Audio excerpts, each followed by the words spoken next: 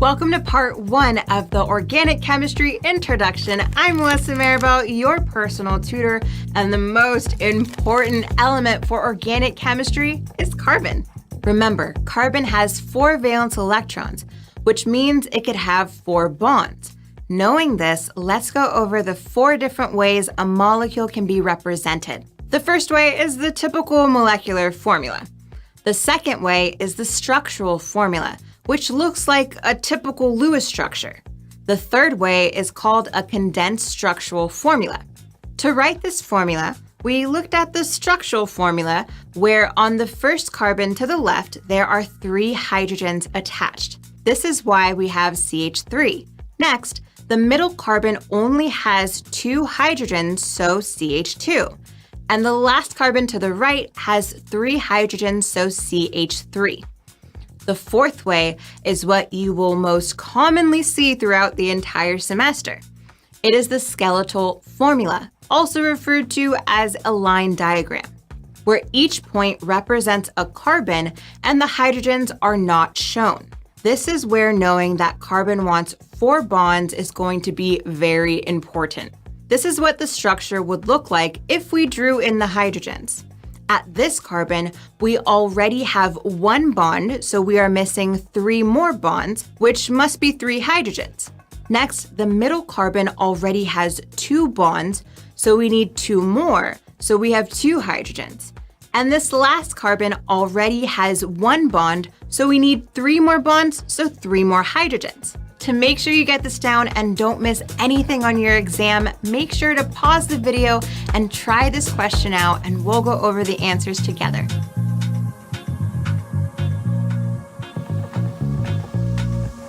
Okay, here are the answers. The structural formula consists of 4 carbons and 10 hydrogens. So this first carbon needs 3 hydrogens. Next carbon has 2 bonds, so it needs 2 hydrogens. Same goes for this carbon. And this last carbon has 1 bond, so it needs 3 hydrogens. So this is our structural formula. Using the structural formula, we'll write the condensed structural formula, where this first carbon has 3 hydrogens, so CH3. The next carbon has 2 hydrogens, so CH2. Same for the next carbon, so CH2. And the last carbon has 3 hydrogens, so CH3. This is our condensed structural formula. Now for the skeletal formula. Since there are 4 carbons, we need 4 points.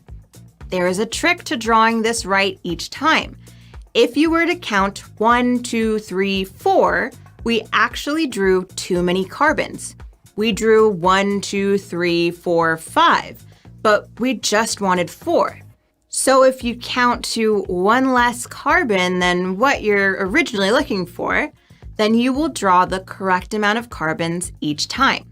So in our case, we will count to 3 when drawing the lines. So 1, 2, 3, and we really have 1, 2, 3, 4 carbons.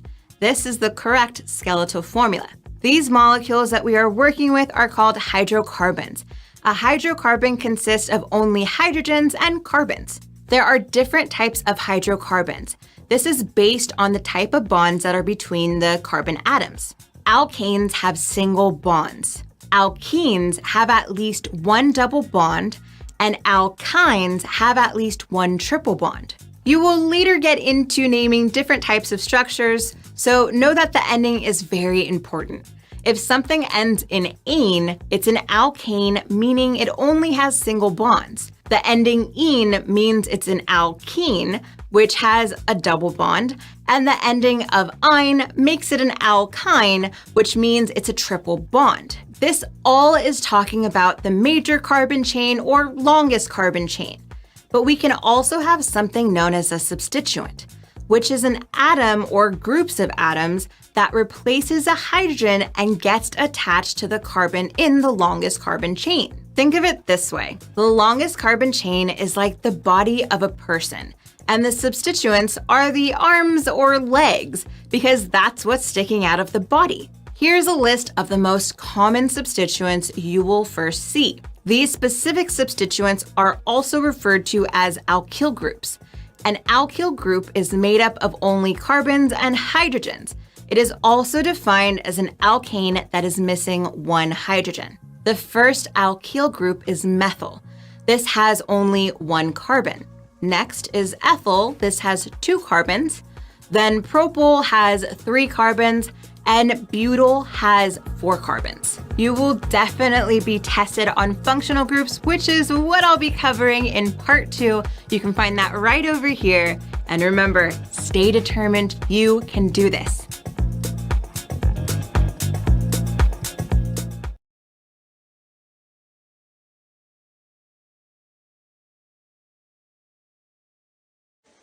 Organic Chemistry Practical Series.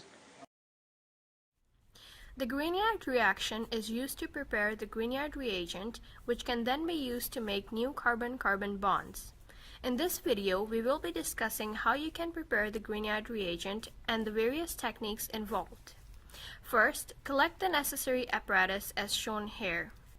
You will need a Pasteur pipette, 2 graduated cylinders, a mortar and pestle, a 50 ml round bottom flask, a condenser, drying tube, and a weighing boat. The reagents that you will need to obtain will be dry ether, magnesium turnings, and the halogen compound you will be working with. Once all the glassware is collected, ensure that all glassware is properly cleaned before starting the experiment, as the Grignard reaction is highly sensitive to impurities. It is recommended that you use a test tube brush when you're cleaning the glassware. Next, rinse all glassware with acetone after washing. Ensure that there is absolutely no water remaining in or on the glassware, as the Grignard reaction is very sensitive to moisture. It will not proceed if it comes into contact with any amount of water, no matter how small. Once you have rinsed the glassware with acetone, invert them onto paper towels and set them aside to dry for roughly 10 minutes to remove any residual acetone, which can cause unfavorable side reactions. Refer to your lab manual for a description of the side reactions that can occur if the preparation of the Grignard reaction is contaminated with water. While the glassware is drying, set up a hot plate on the bench outside the fume hood, since the ether must be kept away from heat sources. Heat a 200 ml beaker of water on the hot plate until it is warm. Do not heat until boiling. Use a weighing boat to obtain the required mass of magnesium turnings. Transfer the weighed out magnesium shavings into the mortar for grinding. Thoroughly grind the magnesium turnings with the mortar and pestle. This is an important step as it exposes more surface area of the magnesium for the reaction to take place. This is what your ground up magnesium turnings should resemble. Attach the 50 ml round bottom flask to the retard stand and place the magnesium turnings inside. Here is a condenser.